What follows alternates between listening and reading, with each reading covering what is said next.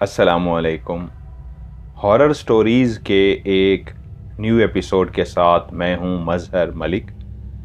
Thank you so much and love you so much आप सबके प्यार भरे फीडबैक का और वीडियो को लाइक करने का बहुत बहुत शुक्रिया। आज की कहानी जो मैं आपको सुनाने जा रहा हूं ये मुझे भेजी है ईशान ने, इंडिया, महाराष्ट्र से। वो कहते हैं, मेरा एक दोस्त जिसका रियल नाम कबीर है और उसी की इजाजत से ही ये मैं कहानी आपको भेजने जा रहा हूं। कबीर ने जब ये हमें कहानी सुनाई थी उस वक्त शायद हमें बहुत सारे ऐसे सवालात थे जो उलझा रहे थे, लेकिन आज तमाम सवालों के जवाब मिल गए हैं। कहानी यूं शुरू होती है कि कबीर एक लड़की से प्यार करना शुरू कर देता है।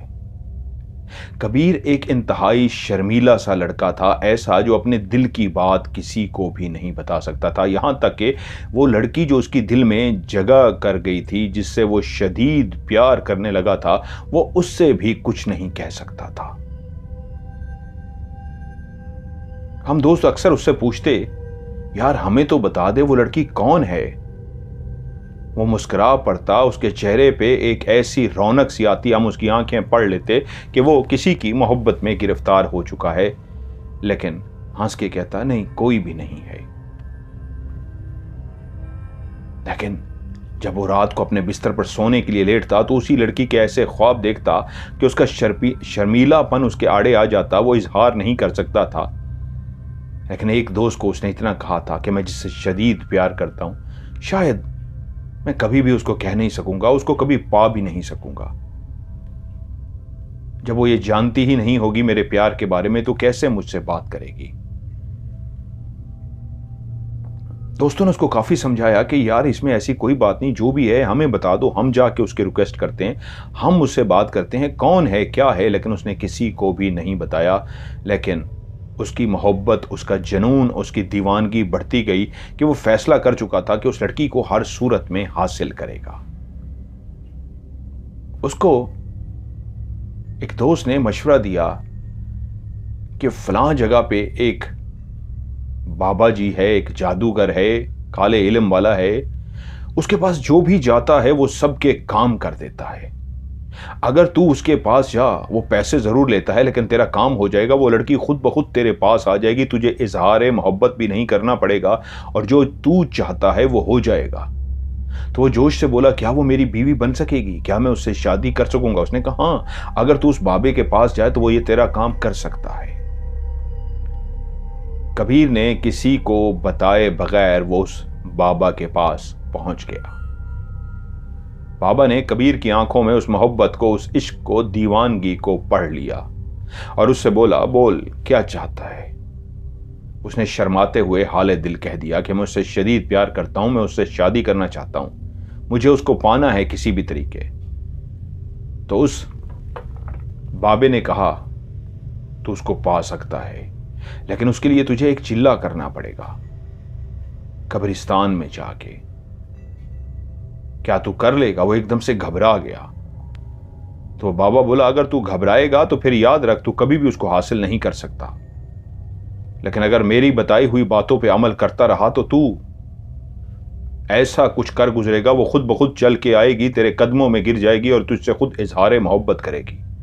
जब उसने ऐसी बातें सुनी तो उसके अंदर से फिर से एक जुनून जाग उठा और वो बोला, हाँ बाबा, मैं सब कुछ करने को तैयार हूं। तो बाबा ने उसे एक मोटी तगड़ी रकम का तकाजा किया और उसने जैसे कैसे बाबा को वो मोटी रकम भी अदा कर दी और बाबा ने उसको एक चिल्ला करने का तरीका बताया कि तुम कब्रिस्तान में पहले जाओगे, अपने लिए एक जगह देख कर आओगे, ऐसी जगह जहां पे तुम आराम से बैठ सको, और वहीं पे बैठ के तुमने दायरा कड़ा लगाना है और वहीं पे बैठ के तुमने हमारा बताया हुआ चिल्ला करना है। और वो उसके लिए तैयार हो गया। एक शाम पहले ही वो कब्रिस्तान गया, उसने विजिट किया, एक ऐसी जगह का इंतखाब किया जो दरख्त ही दरख्त थे। अगर वो वहां पे बैठता तो अगर कोई भूला भसरा कब्रिस्तान के इर्द गिर्द आ भी जाता तो उसको देख नहीं सकता था। ऐसी जगह थी जहां पे वो आराम से छुप के बैठ के अपना अमल कर सकता था। और उसके बाद वो पहुंचा और कहा, बाबा जी मैंने जगह देख ली है। वो एक बुज़दिल लड़का जो लड़की से इजहार मोहब्बत नहीं करता था, उसकी जनून में दीवानगी में चिल्ला करने के लिए राजी हो गया था। वो एक इंतहाई अच्छा लड़का था, दोस्त उसकी बहुत इज्जत करते थे, सच बोलता था, कभी झूठ नहीं बोलता था, कभी किसी का दिल नहीं दुखाता था, बढ़ चढ़ के लोगों की मदद करता था। इस उम्र में भी ऐसी उसकी आदतें थीं कि जैसे कोई सुलझा हुआ तजर्बेकार शख्स जिंदगी में लोगों से अपना रवैया रखता है, आजिज़ी, इनकसारी, मोहब्बत, हमदर्दी, ख्याल रखना, केयर रखना, वो सब आदतें कबीर में मौजूद थी। और वो एक ज़बरदस्त किस्म का लड़का आज चिल्ला करने के लिए कब्रिस्तान पहुंच गया। कबीर जब कब्रिस्तान के अंदर दाखिल हो रहा था तो उसकी दिल की धड़कन बहुत ज्यादा तेज थी। वह एक एक कदम जब आगे रख रहा था तो उसकी निगाह इर्द गिर्द हर उस कब्र को इस अंदाज में देख रही थी जैसे ये कब्र अभी खुलेगी और इसके अंदर सोया हुआ मुर्दा उठकर बैठ जाएगा। उसने सुन रखा था कि चिल्ला बहुत ही खौफनाक होता है और उसमें ऐसी ऐसी रुकावटें, ऐसी ऐसी परेशानियां आती हैं कि इंसान दहल जाता है। लेकिन अब वो वापस भी मुड़ता तो कैसे मुड़ता, कांपते हुए टांगों, वजूद उसका कांपता हुआ, वो एक एक कदम जो उसका भारी भरकम हो चुका था, अपने कदमों को आहिस्ता आहिस्ता आगे रखते हुए उस खामोश कब्रिस्तान के अंदर जहां पे सिर्फ उस रात की चांदनी हर तरफ फैली हुई थी। और उसको उस बाबे ने बताया था कि ये ऐसा कब्रिस्तान है जहां पे कोई भी शाम होते ही नहीं आता, लोग इस कब्रिस्तान से बहुत डरते हैं, इसलिए तुम्हें डरने की कोई ज़रूरत नहीं है। इसीलिए वो चलता हुआ आगे बढ़ रहा था, लेकिन फिर भी एहतियातन, कोई पीछे तो नहीं आ रहा, अपने लेफ्ट साइड पे, अपनी राइट साइड पे, इधर उधर पीछे हर तरफ देखता हुआ वो आगे बढ़ रहा था। और आगे बढ़ते बढ़ते वो उसी जगह पे पहुंच गया जहां पे वो पहले ही एक जगह सिलेक्ट करके गया था। उसने इर्द गिर्द फिर खड़े होके इर्द गिर्द देखा, अपने आप को यकीन दिलाने की कोशिश की, क्या मैं ये कर सकता हूं जिसकी हामी भर के आ गया हूं और करने के लिए आ गया हूं, क्या ये मेरे लिए पॉसिबल है। उसने उस जगह के एक दफा गौर से मुआयना किया और उसके बाद वो फैसला कर चुका कि अब मैं दायरा कड़ा लगाऊं और दायरा कड़ा लगा के उसके अंदर बैठूं। उसने जिस अंदाज में उस जादूगर ने, उस बाबा ने उसको दायरा कड़ा लगाने का तरीका बताया था, उसने उसी तरीके से दायरा कड़ा लगाया और उस कच्चे से फर्श के ऊपर, कब्रिस्तान की उस कच्ची सी जमीन के ऊपर बैठ गया। अभी वो बैठा ही था कि उसको महसूस हुआ कि कब्रिस्तान की तरफ शायद कोई आ रहा है। किसी के चलने की आवाज थी तो उसका दिल जोर जोर से उछलना शुरू हो गया। जिस चीज का उसको शुरू से डर था वो अभी बैठा ही नहीं था, अभी अमल शुरू ही नहीं किया था और किसी ने शायद उसको देख लिया था। कब्रिस्तान में गिरे हुए जो सूखे पत्ते थे दरख्तों के, उसके ऊपर से शायद कोई पांव रखता हुआ आ रहा था, जिसकी वजह से पत्ते इतने जोर जोर से आवाज पैदा कर रहे थे, उनकी चरचराहट से महसूस होता था कि कोई आगे बढ़ रहा है। और उसने अपनी साइड पे देखा तो उसको एक इंसान क्लियर चलता हुआ उसी की तरफ आता हुआ नजर आया। वो जल्दी जल्दी अपनी जगह से उठ के खड़ा हो गया। वो डर गया, शुक्र है अभी मैंने कुछ किया नहीं, ये पूछेगा भी सही तो मैं कह दूंगा कि मैं आया था ऐसे पढ़ने के लिए, कोई भी बहाना मार दूंगा। वो शख्स चलता हुआ बिल्कुल उसके जब करीब पहुंचा तो वो एक नौजवान सा लड़का था। उसके दिल में ढारस बंधी कि कोई बुजुर्ग या कोई बड़ा नहीं था, नौजवान ही था। उस शख्स के चेहरे पे, उस लड़के के चेहरे पे एक उदासी सी थी और वो चलता हुआ उसके सामने आके खड़ा हुआ, उसका मुंह नीचे झुका हुआ था और आते ही उसने पूछा, क्या नाम है तुम्हारा? कबीर एकदम से बोला, कबीर है मेरा नाम, कबीर। उसकी आवाज में घबराहट थी, लहजे में खौफ था, वो डरा हुआ था। उस सामने खड़े हुए शख्स ने कहा, मेरा नाम अभय है, क्या मैं तुमसे कुछ देर बात कर सकता हूं? कबीर ने कहा, हाँ हाँ, तुम मुझसे बात कर सकते हो, बोलो। अभय बोला, बैठ जाओ, और खुद भी वहीं जमीन पे चौकड़ी मारकर बैठ गया। उसके कपड़ों को देख के लगता था काफी अरसे से उसने कपड़े धोए नहीं, काफी मैले हो चुके थे। शक्ल से देख के लगता था चेहरा उलझा हुआ था, बाल बिखरे हुए थे, उसको अपनी परवाह नहीं थी, जैसे वो अपनी कपड़ों से, अपनी शक्ल से लापरवाह सा हो गया था, दीवाना सा लग रहा था। और वो शख्स बोला, कबीर, कभी तुमने प्यार किया है? कबीर इस बात पे हैरान हो गया कि कब्रिस्तान में रात के पहरे एक शख्स आया जिससे वो डर रहा था, कौन है, क्या आके कहता है, लेकिन वो एक अजीब सी बात कर रहा था, क्या तुमने कभी प्यार किया है? कबीर इस सवाल से चौंक पड़ा और आगे से खामोश रहा। तो वो शख्स फिर से बोला, जिसका नाम अभय था, मैंने किया है। जुनून, इश्क, दीवानगी,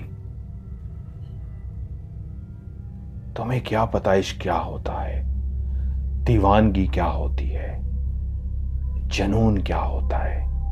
जब वो ये बातें कर रहा था तो वो नीचे फर्श की तरफ, कच्ची उस जमीन की तरफ देख रहा था जैसे अपने आप से बात कर रहा हो। तभी उसने अपना चेहरा ऊपर उठाया और सामने बैठे हुए कबीर की आंखों में देख के बोला, इश्क, मोहब्बत, शादी, यही सबसे बड़ी इंसान की ख्वाहिश होती है कि वो अपने प्यार को, अपने जुनून को, अपने इश्क को पाले, उसको अपना जीवन साथी बना ले। मैं भी तो यही चाहता हूं, मेरे अंदर भी तो यही ख्वाहिश है। आज भी वो मुझे दिन याद है कि जब मेरे मां बाप इस दुनिया से चले गए, मैं एक छोटा सा था। अब उस छोटे से शहर के अंदर कोई भी नहीं था जो मेरे सर पर हाथ रखता। मां बाप का साया मेरे सर से जा चुका था और अकेला मैं मां बाप की औलाद था। तो वहीं मेरे एक दूर के रिश्तेदार जो छोटे से एक गांव में रहते थे, उन्होंने मेरे सर पे हाथ रखा कि ये यतीम हो चुका है, इसके मां बाप एक हादसे में जा चुके हैं, अब इसका कोई सहारा नहीं है। तो उन्होंने मुझे अपना बच्चा बना लिया, अपना बेटा बना लिया, और वो मुझे लेके उस छोटे से शहर से दूर एक गांव पहुंचे। ऐसा गांव जहां दूर दूर तक कोई आबादी नहीं थी। जिस जगह पे वो रहते थे एक उनका बड़ा सा मकान था, लेकिन इर्द गिर्द जमीनें ही जमीनें थी। इंसानी आबादी से हट के वो दूर रहते थे। काफी वहां पे दरख्त थे, भेड़, बकरियां, मुर्गियां, गांव का जो एक माहौल होता है, सब कुछ उन्होंने पाल रखा था। और मैं भी उन्हीं का बेटा बन के उन्हीं के साथ उनका हाथ बटाने लगा। भैंसों के लिए चारा काटना, बकरियों के लिए चारा काटना, मुर्गियों का ख्याल रखना, और गांव के जितने भी इस तरह के काम होते हैं वो मैं भी उनके साथ मिलके करने लगा। और जब आहिस्ता आहिस्ता बड़ा हुआ तो तब मुझे पता लगा कि मेरा नाम अभय रखा है। मेरे माँ बाप नहीं हैं और अब यही मेरे माँ बाप हैं। वो मुझसे बहुत प्यार करते थे। उन्हीं की एक बेटी थी और वो भी मेरी ही उम्र की थी, वो बड़ी हो रही थी। लेकिन माँ बाप की वो लाडली थी, हकीकी उनकी बेटी थी, इसलिए वो मुझे घास नहीं डालती थी। जब मैं बड़ा होना शुरू हुआ तो उन्होंने मेरे लिए वो जो एक बड़ा सा घर बना हुआ था उससे बिल्कुल काफी आगे करके एक 2 कमरे बने हुए थे, सहन भी था, कभी वो इसके अंदर चारा वगैरह रखते थे, लेकिन बड़ी अच्छी हालत के अच्छे बने हुए थे। उन्होंने वो कमरे मेरे हवाले कर दिए, 2 कच्चे कमरे, आगे एक सहन सा था कि ये तुम्हारा घर है, इसलिए तुम्हें अपने आप से दूर नहीं कर रहे कि तुम्हें अलग किया है, बल्कि तुम्हारा भी एक घर होना चाहिए। तो मेरा वो जो कमरे जो थे और जो मुझे मेरे माँ बाप थे जो पाल रहे थे, उसके बीच में तकरीबन कोई 3 से 4 मिनट पैदल चलना पड़ता, तब आके मेरा घर आता था। अब मैं उनका हाथ बटाता, काफ़ी भैंसें थीं, उनका दूध, उनका चारा, उनका ख्याल रखना, सुबह शाम इस पे टाइम लगता था। काफ़ी मुर्गियां थीं, उनके काफ़ी अंडे होते। ज़मीनों पे भी जाके ज़मीनों में भी उनका हाथ बटाता। और जब मैं जवान होना शुरू हुआ तो उसी गांव में मुझे दूध देने के लिए, बेचने के लिए, अंडों के लिए कभी कभी दूर दूर जाना पड़ता। और वहीं एक लड़की जो मेरी आंखों के सामने क्या आई कि मैं दीवाना सा हो गया, जिसकी ज़िंदगी में कोई ख्वाहिश नहीं थी, कुछ भी मन में मुराद नहीं थी। जब मैंने उस लड़की को देखा तो मैं उस लड़की की मोहब्बत में ऐसा ऐसा ऐसा दीवाना हुआ कि जब उसको मैंने देखा और मैं अपने घर की तरफ आ रहा था, मुझे लगा कि जो मैं आज तक ख्वाब देखता आ रहा था कि मेरे ख्वाबों की एक शहजादी आएगी, उसको देखते ही मुझे लगा मेरे ख्वाबों की शहजादी यही है। इसका फर्जी नाम यहाँ पे शहजादी ही रख देते हैं, उन्होंने नाम नहीं बताया, शहजादी कर देते हैं। अब वो मेरी शहजादी थी। अब मेरे अंदर ऐसी बेचैनी शुरू हो गई कि मुझे हर सूरत में इसी को अपनी बीवी बनाना है। लेकिन मैं शर्मीला था, मैं अपना हाल दिल कहने से डरता था। लेकिन एक दीवानगी थी कि जल्द फिर से सामान इकट्ठा हो, जो 3 दिन बाद, 4 दिन बाद, हफ्ते बाद दूसरे गांव में देने के लिए जाना होता था। तो मैं बेचैन होता था कि मेरे माँ बाप मुझे जल्दी से सामान पकड़ाएं और मैं देने के लिए जाऊं और उस लड़की का मुझे दीदार हो जाए। पहली दफ़ा तो सिर्फ मैंने उसको गुजरते हुए देखा था, वो मेरे सामने आ रही थी और मैं भी उसके आमने सामने हम आ रहे थे। उसने मेरी तरफ नहीं देखा था, लेकिन मैं उसको देखता ही रह गया था। अब मैं ये भी नहीं जानता था उसका घर कहाँ है। और जब मैं अगली दफ़ा उधर गया तो मैं जान के इधर उधर फिरता रहा कि किसी तरीके वो मुझे नज़र आ जाए, लेकिन उस दफ़ा मुझे नज़र नहीं आई। फिर मैं अगले चक्कर पे गया, फिर अगले चक्कर पे गया और फिर एक दफ़ा ऐसा हुआ, आखिर वो मुझे नज़र आ ही गई। मैं जिस काम से, जिस मकसद से जा रहा था, मैंने उस मकसद को छोड़ा और चलता हुआ उसके पीछे चलना शुरू हो गया कि देख सकूं इसका कौन सा घर है, ये कहां पे रहती है। मैं चलता चलता आखिर उस जगह पहुंच गया जहां मैंने देख ही लिया कि वो उस घर के अंदर दाखिल हो रही थी और उस घर के अंदर भी मैं सामान वगैरह देता था। तो इसी नीयत से मैं सीधा चलता हुआ उसी घर में गया, क्योंकि वो अभी अभी दाखिल हुई थी। और जैसे ही मैंने दरवाजा खटखटाया तो वही बाहर आ गई और तभी मैंने वो जो सामान वगैरह देना था वो सामान वगैरह दिया। और जब वो बाहर आई, मैंने उसको मुस्कुरा के देखा तो पता नहीं क्यों उसके चेहरे पे भी एक हल्की सी मुस्कुराहट आ गई। उसके बाद मैं कुछ भी उससे बात नहीं कर सका। मैंने सामान दिया, लेकिन उस रात मैं बहुत खुश था। वो मुझे देख के हल्की सी मुस्कुराई थी। मेरा वहम नहीं था, वो मुस्कुराई थी। मैं अपने आप को यकीन दिलाता था कि नहीं, वो मुस्कुराई थी, वो मेरा वहम नहीं था।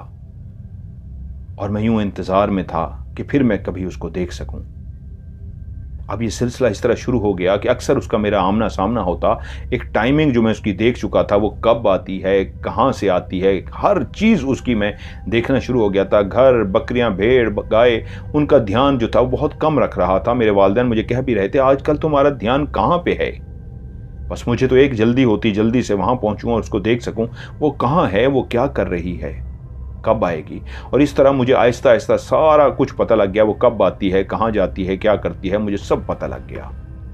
और मैंने फैसला किया, आखिर कब तक इस तरह फिरता रहूंगा, दिल की बात उससे कहनी पड़ेगी।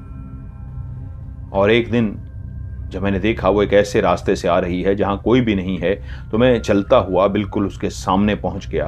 और वो यूं समझी कि मैं अचानक से सामने आया हूं, जबकि मैं पहले से ही तैयार था कि इसके सामने आऊंगा और उसको लगेगा कि मैं अचानक से आया हूं। और मैंने उसको देख के मुस्कुराया और कहा, कैसी हैं आप।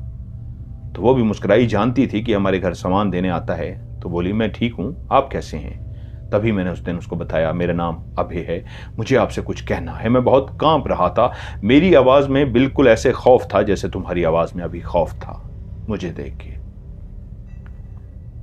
और तब मैंने उसे हाले दिल कह दिया। मुझे नहीं पता मैंने कैसे कहा, मैं कैसे लफ्ज़ों का चुनाव करता रहा, कैसे बोलता रहा। बस मुझे ये याद है मैं बोलता गया था, मुझे ये भी नहीं पता मैं क्या बोलता गया था। बस मुझे ये पता है जुनून इश्क दीवानगी जो मेरे अंदर था मैंने सब उसको बता दिया था। और यहां तक भी बता दिया था कि मेरे माँ बाप वो रियल नहीं है, उन्होंने मुझे पाला है। आपका जवाब अगर सख्त हुआ, गुस्से में हुआ, तो शायद वो भी मुझे घर से निकाल देंगे, मेरा ठिकाना नहीं होगा। मैं नहीं जानता कि मैंने कैसे आपको सब कुछ कह दिया है, लेकिन अगर मैं ना कहूं तो शायद मुझे लगता है मुझे कुछ हो जाएगा। मेरी बातें सुन के वो खामोश रही। थोड़ी देर के बाद मुझसे बोली, क्या नाम बताया है तुमने? मैंने कहा अभय। वो बोली, अभय मुझे शहर जाना है, मुझे इस गांव में नहीं रहना, मुझे बड़े शहर में जाना है, मुझे पैसे कमाने हैं, ढेर सारे पैसे। क्या तुम्हारे पास पैसे हैं? नहीं, तुम्हारे पास भी नहीं है। तो मैं तुम्हारा दिल नहीं दुखाना चाहती, लेकिन एक बात क्लियर तुमसे कहती हूं, हां अगर तुम पैसे कमा सकते हो तो मैं तुमसे शादी करने को तैयार हूं। अगर तुम्हारे पास भी ढेर सारे पैसे होंगे तो हां, मेरा जवाब हां में है, मैं तुमसे शादी करूंगी। नहीं तो फिर मुझे शहर जाना है, फिर मेरे रास्ते में मत आना, मुझे दौलत कमानी है। और मैंने जज्बात में कहा, मैं कमाऊंगा, मैं पैसों का ढेर लगा दूंगा, मुझे अपनी जान को, अपने आप को बेचना पड़ा, कुछ भी करना पड़ा, मैं सब कुछ करूंगा, लेकिन मैं आपके लिए पैसों का ढेर लगा दूंगा। मेरे लिए इतना काफी है, आपको मेरा इंतजार करना होगा। वो बोली, हां ठीक है, मैं तुम्हारा इंतजार करने को तैयार हूं। और ठीक है, मैं अभी चलती हूं, हम इस टॉपिक पे फिर बात करेंगे, उसने कहा और वहां से चली गई। लेकिन अब मेरे लिए जुनून सवार हो गया था, ढेर सारा पैसा कमाना और पैसा कमा के शहजादी को हासिल करना। फिर कुछ दिनों के बाद उसकी मेरी जब मुलाकात हुई तो उसने कहा, फिर क्या फैसला किया है तुमने? और मैंने उसे बताया कि मैं भी यही फैसला कर चुका हूं, इस गांव में रह के तो पैसा कमाना मुमकिन नहीं है, मैं भी शहर जाऊंगा। तो बोली, बहुत अच्छा फैसला है, क्योंकि मैं भी शहर जा रही हूं। कब जा रहे हो तुम? और मैंने उससे पूछा, आप कब जा रही हैं? तो उसने कहा, फलां तारीख को मैंने जाना है। तो मैंने कहा, मैं भी आपके साथ चलूंगा, मुझे सिर्फ आपने बताना है आप कहां रह रही हैं, कहां नहीं, ताकि मैं आपसे राब्ते में रह सकूं, और जब मेरे पास दौलत हो तो मैं वो दौलत लेके आपके पास आ सकूं, ताकि आपको वो तमाम खुशियां दे सकूं जिसकी आपको ख्वाहिश है। यूं हम दोनों अपने अपने घरों को रवाना हो गए। अब एक मकसद था जिसको हम दोनों ने हासिल करना था। जब ये वो बात सुना रहा था तो उस पूरे कब्रिस्तान में एक खामोशी थी, और बोलते बोलते वो अभय खामोश सा हो गया था, और सामने बैठा हुआ कबीर भी गुमसुम सा उस कब्रिस्तान की खामोशी में उसकी कहानी को सुन रहा था।